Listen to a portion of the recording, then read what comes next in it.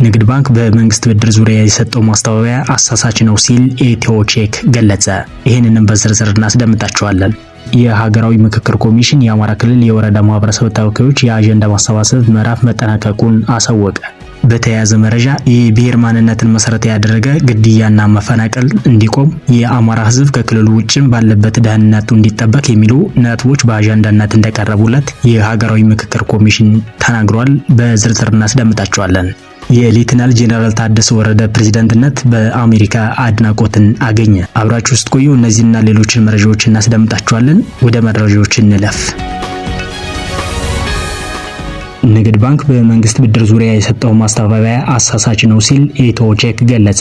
ኢትዮ ቼክ የኢትዮጵያ ንግድ ባንክ ከትናንት በስቲያ በሰጠው መግለጫው ባንኩ ለመንግስት አንድም ብር አበድሮ አያውቅም በማለት አሳውቋል። የኢትዮጵያ ንግድ ባንክ በዚህ በጀት ዓመትም ሆነ ከዚያ በፊት አንድም ብር ለመንግስት በቀጥታ አበድሮ አያውቅም ያለው ባንኩ መንግስት ከሀገር ውስጥ የንግድ ባንኮች ማለትም በብሔራዊ ባንክ በኩል ለሽያጭ ከሚቀርበው የግምጃ ቤት ሰነድ ግዢ ውጪ በቀጥታ የመበደር አሰራርም ሆነ ልምድ የለውም ብሏል። ባንኩ ማብራሪያውን የሰጠው ሪፖርተር ጋዜጣ ባለፈው እሁድ መንግስት ከኢትዮጵያ ንግድ ባንክ የተበደረው 1 ትሪሊዮን ብር ዕዳ እንዳለበት ተገለጸ በሚል ለሰራው ዘገባ ነው።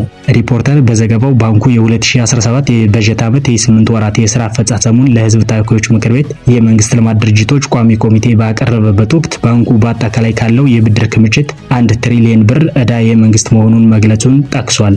ንግድ ባንክ ለዚህ የሰጠው ማስተባበያ ዋና መሰረት የመንግስት የልማት ድርጅቶች ዕዳ መንግስት በቀጥታ የራሱ የተበደረው የመንግስት ዕዳ ሳይሆን የተለያዩ እንደ ባንኮች ያሉ የመንግስት ልማት ድርጅቶች የተባደሩት ዕዳ ነው የሚል ነው ተብሏል። ኢትዮጵያ ቼክ በዚህ ዙሪያ አንድ የምጣኔ ባለሙያና ሌላ የባንክ ባለሙያ ያነጋገረ ሲሆን ሁለቱም የመንግስት ልማት ድርጅቶች ዕዳ የመንግስት ዕዳ መሆኑን ጠቅሰው የንግድ ባንክ ማስተባበያ ውሃ እንደማይቆጥር አስረድቷል። ትርፍ ሲያተርፉ የመንግስት ተቋማት እንዳተረፉ የሚናገርላቸው መንግስት የቦርድ አባላት የሚሾምላቸውና መንግስት በአብዛኛው በባለ ከፍተኛ ድርሻነት የሚያንቀሳቅሳቸው እነዚህ የልማት ድርጅቶች በብድር ጉዳይ ላይ ብቻ ለይቶ የመንግስት አይደሉም ማለት ትክክል አይደለም፣ አሳሳችም ነው ያሉት የምጣኔ ባለሙያው የንግድ ባንክ መግለጫ ብዙ የኢኮኖሚ ባለሙያዎችን ግር እንዳሰኘ ለኢትዮጵያ ቼክ ጠቁመዋል። የባንክ ባለሙያው በዚህ ተስማምቶ እነዚህ የልማት ድርጅቶች ሲያተርፉ መንግስት ይጠቀማል፣ ሲከስሩ ይጎዳል፣ የመንግስት የልማት ድርጅቶች የሚለው ከስያሜው ጀምሮ የሚያሳየው የመንግስት መሆናቸውን ነው በማለት አስተያየታቸውን አጋርቷል።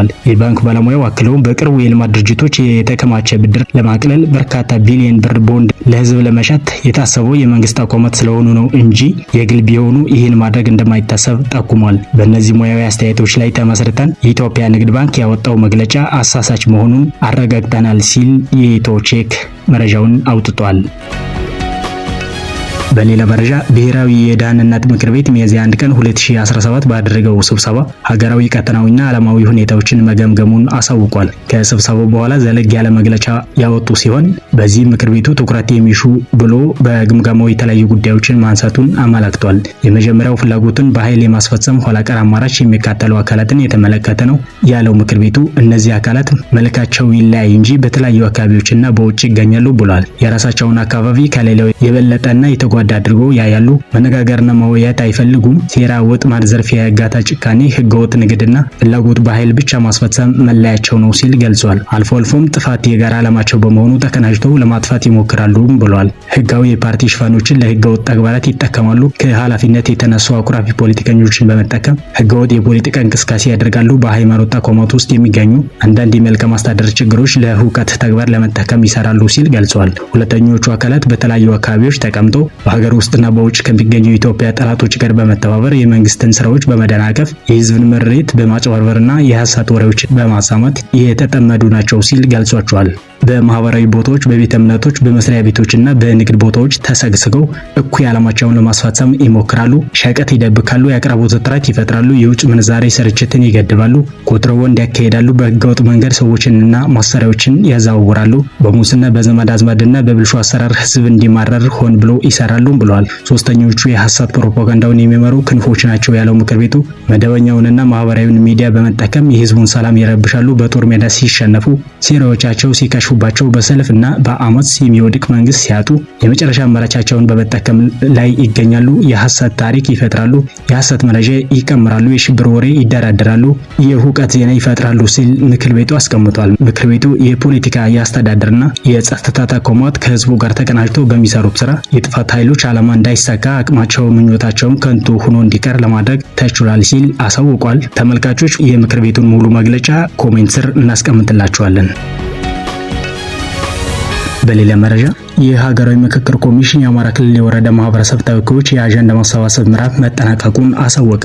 ኮሚሽኑ ከመጋቢት 27 ቀን 2017 ዓ.ም ጀምሮ እስከ ትናንት ሲያካሄድ የቆየው የመጀመሪያው ምዕራፍ የአጀንዳ ማሰባሰብ ሂደት መጠናቀቁን ኮሚሽነር መላኩ ወልደማርያም በሰጡት መግለጫ ገልጸዋል። ከ263 ወረዳዎች ከተወከሉ 4500 የማህበረሰብ ወኪሎች አጀንዳ የመሰባሰብ ስራ መከናወኑን ገልጸው ሂደቱ አሳታፊ፣ አካታች፣ ግልጽነት የተሟላበትና በነጻነት የተካሄደ ነው ብሏል። በተሳታፊዎቹ ለሀገር የሚጠቅሙ ትልልቅ አጀንዳዎች መነሳታቸውንም ጠቁሟል። ተሳታፊዎቹ 270 የማህበረሰብ ወኪሎችን መምረጣቸውን ጠቅሰው እነዚህ ወኪሎች ዛሬ በሚካሄደው የባለድርሻ አካላት አጀንዳ የመሰባሰብ የምክክር መድረክ ላይ እንደሚሳተፉ አመላክተዋል ሲል የዘገበው ፋና ብሮድካስቲንግ ኮርፖሬሽን ነው።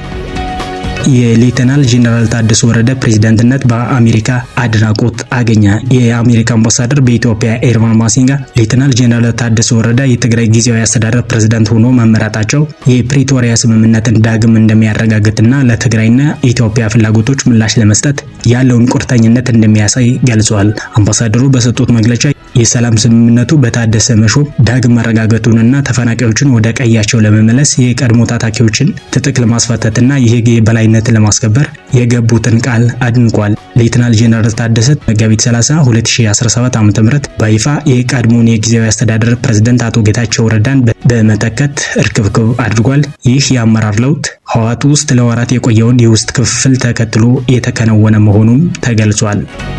የኦጋዴን ብሔራዊ ነጻነት ግንባር ወይንም ኦብነግ የግንባሩን አንድነት አደጋ ላይ የሚጥል ተግባር ያከናወኑትን ሊቀመንበር አብዲራህማን ማህዲ ከኃላፊነት ማንሳቱን አስታወቀ። የኦብነግ ማዕከላዊ ኮሚቴ ሁለተኛ መደበኛ ስብሰባውን አካሂዷል። በስብሰባው ላይ ከድርጅቱ ሊቀመንበርነት የተነሱበት ምክንያት የግንባሩን አንድነት አደጋ ላይ የሚጥሉ ተግባራትን በማከናወናቸው እንደሆነ ገልጿል። ግንባሩ መንግስት ያቀረበውን የሰላም ጥሪ ተከትሎ ወደ ሀገር ከገባ ጊዜ አንስቶ ሰላማዊ ትግል ለማካሄድ ለህዝብ የገባው ቃል ተግባራዊ እንዳይሆንም ግለሰቡ ሲንቀሳቀሱ እንደነበረ ተጠቁሟል።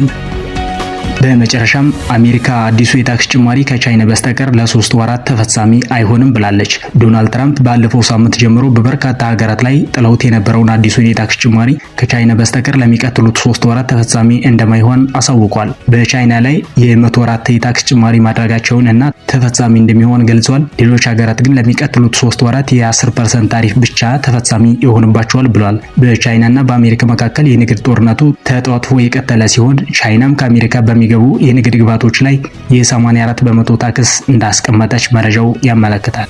ክቡራን የሾላ ሚዲያ ቤተሰቦች ለዛሬ ያዝናቸውን መረጃዎች እዚህ ጋር በቃል። ስለምታዳምጡ እናመሰግናችኋለን። መረጃዎች የተመችቷችሁ ከሆነ ሰብስክራይብ፣ ላይክ እንዲሁም ኮሜንት በማድረግ እንድታበረታቱ እንጠይቃለን። በሌላ መረጃ እስከምንገናኝ ባላችሁበት ሁሉ ሰላም ሁኑ። ሰላማችሁ ይብዛ።